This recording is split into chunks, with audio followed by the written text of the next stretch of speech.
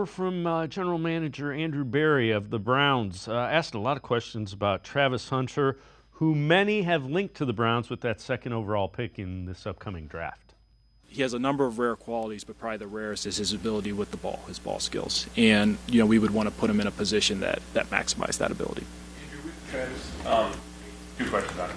First of all, would you be concerned about the pounding, like the physical pounding, not the aerobic part, but, the taking the hits on both sides of the ball, if he played on both sides for you? Yeah, I think anytime a player across positions plays more snaps, there certainly is more of that risk. That being said, playing on the perimeter positions, there's maybe a little bit less contact than there would be as you get closer to the ball.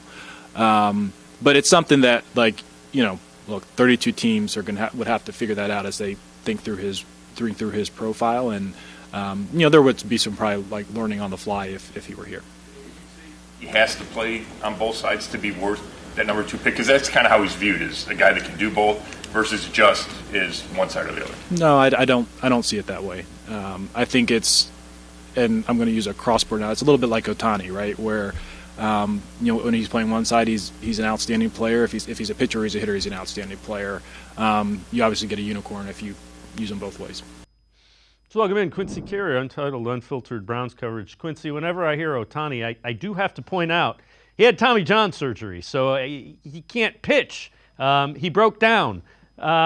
Having said that, Travis Hunter, is he the best football player available?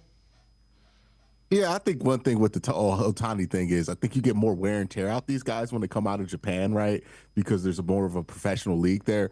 But with Travis, yeah, he's the best football player in this draft class, right? Like, we can argue about if it makes sense to play them both ways or everything else like that. But if we're just measuring somebody on their ability to impact your football team, Travis Hunter has that, and he doesn't have to throw the football, right, Dave? He's a corner and a wide receiver, which means he's not playing these high wear and tear positions. Like, if he was a running back and linebacker or a edge and a left tackle, then I think some of the durability stuff would be a lot more prohibiting. But corner and wide receiver, he's not asked to throw the football, right? So he's not going to wear his shoulder out. It's just really playing boundary positions. And then when you watch him on tape, the one thing I think Travis is really good at is maximizing his body control to avoid taking these giant hits, even when he's in the middle of the field. It's almost Lamar Jackson-like, where Lamar's really good at manipulating his body to where you never see him get hit squared. The only time he ever got hit square was with that player from Colorado State, and that was a late illegal hit, like an egregious one.